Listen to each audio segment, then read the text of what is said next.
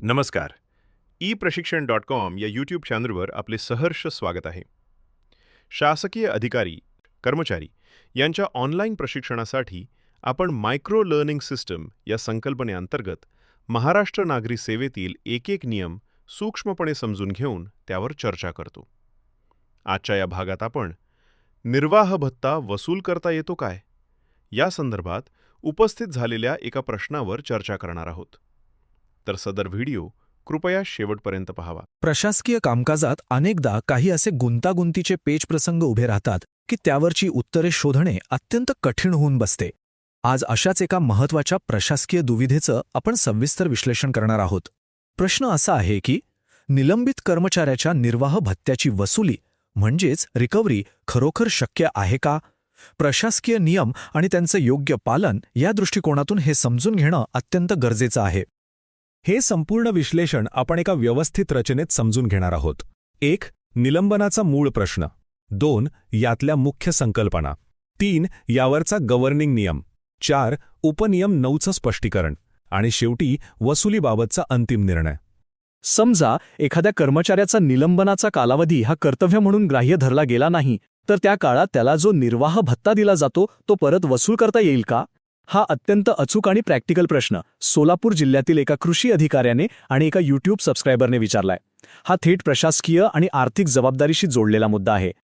आता हा प्रश्न सोडवण्याआधी वळूया दुसऱ्या विभागाकडे, जिथे आपण काही मुख्य संकल्पनांची व्याख्या स्पष्ट करणार आहोत. मुळात निर्वाह भत्ता, ज्याला आपण सबसिस्टन्स अलाउन्स म्हणतो, तो नेमका काय असतो? तर जेव्हा एखादा कर्मचारी निलंबित असतो, साहजिकच त्याचे नियमित वेतन थांबते. अशावेळी त्याच्या उदरनिर्वाहासाठी प्रशासनाकडून जो एक आर्थिक आधार दिला जातो त्याला निर्वाह भत्ता म्हणतात. शिस्तभंगाच्या कारवाईदरम्यान दिली जाणारी ही एक अत्यंत महत्त्वाची फायनान्शियल लाईफलाईन असते.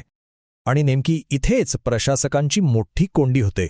एखाद्या कर्मचाऱ्याचं निलंबन कालावधी कर्तव्यावरील कालावधी म्हणजेच ड्युटी म्हणून मांडणे आणि तोच कालावधी सर्व प्रयोजनार्थ निलंबन म्हणून मांडणे, या दोन गोष्टींमध्ये तांत्रिकदृष्ट्या जमीन आसमानाचा फरक आहे. प्रशासकीय नोंदी कशा घेतल्या जातात यावरच भत्त्याच्या वसुलीचा सगळा खेळ अवलंबून असतो. पण मग ह्यावर कायदा काय सांगतो हे पाहण्यासाठी जाऊया तिसऱ्या विभागाकडे. या प्रशासकीय दुविधेचं अगदी ठोस आणि अंतिम उत्तर शोधायचं असेल तर आपल्याला थेट 1981च्या वर्षाकडे जावं लागेल. याच वर्षी महाराष्ट्र नागरी सेवा नियमांची स्थापना झाली. पदग्रहण अवधी, स्वीयेतर सेवा, निलंबन, बडतर्फी आणि सेवेतून काढून टाकणे यांसारख्या गंभीर प्रशासकीय प्रक्रियांसाठी हेच नियम अंतिम प्रमाण मानले जातात. आता यातला सर्वात रंजक आणि महत्त्वाचा मुद्दा म्हणजे महाराष्ट्र नागरी सेवा नियम 1981 मधील नियम 72. जेव्हा एखाद्या कर्मचाऱ्याला निलंबनानंतर पुन्हा सेवेत घेतलं जातं तेव्हा त्याचं वेतन आणि भत्ते कसे निश्चित करायचे यावर हा नियम स्पष्ट मार्गदर्शन करतो. प्रशासकांना या प्रक्रियेचं तंतोतंत पालन करावंच लागतं. ह्याच नियमातला एक अत्यंत बारकावा आपल्याला चौथ्या विभागात पाहायचाय. उपनियम 9चे स्पष्टीकरण. नियम 72च्या उपनियम 9 मधील हे वाक्य पहा. हे या संपूर्ण प्रकरणाचा अंतिम निकाल देतं. यात अगदी स्पष्ट लिहिलंय, निश्चित करण्यात येणारी रक्कम नियम 68 खाली अनुज्ञेय असलेल्या निर्वाह भत्ता व इतर भत्ते यांच्यापेक्षा कमी असणार नाही. या वाक्याचा अर्थ आपण अगदी सोप्या लॉजिकने समजून घेऊ. जेव्हा निलंबन कालावधी सर्व प्रयोजनार्थ निलंबन म्हणून धरला जातो तेव्हा सक्षम अधिकारी वेतनाची रक्कम निश्चित करतात. आता समजा ती निश्चित केलेली रक्कम आधीच दिलेल्या निर्वाह भत्त्यापेक्षा कमी असली तरीही नियम 72चा उपनियम 9 काय करतो? तो आधी वाटप केलेल्या भत्त्याला पूर्ण संरक्षण देतो. म्हणजेच एकदा दिलेला निर्वाह भत्ता कोणत्याही परिस्थितीत कमी करता येत नाही किंवा वसूल करता येत नाही. आणि म्हणूनच आता आपण पोचलो आहोत आपल्या 5व्या आणि अंतिम विभागाकडे, वसुलीबाबतचा अंतिम निर्णय. ही सर्व कायदेशीर चौकट एकत्र केली की प्रशासकीय शिस्तीच्या दृष्टिकोनातून एक निर्विवाद आणि स्पष्ट निष्कर्ष समोर येतो. तो म्हणजे नो रिकव्हरी. कर्मचाऱ्याला दिलेल्या निर्वाह भत्त्याची कोणतीही वसुली केली जाऊ शकत नाही. हे इतकं अचूक आणि सविस्तर स्पष्टीकरण दिलंय पुणे कृषी विभागाचे सेवानिवृत्त अधीक्षक विष्णुकांत बोरसे यांनी eप्रशिक्षण.comच्या माध्यमातून.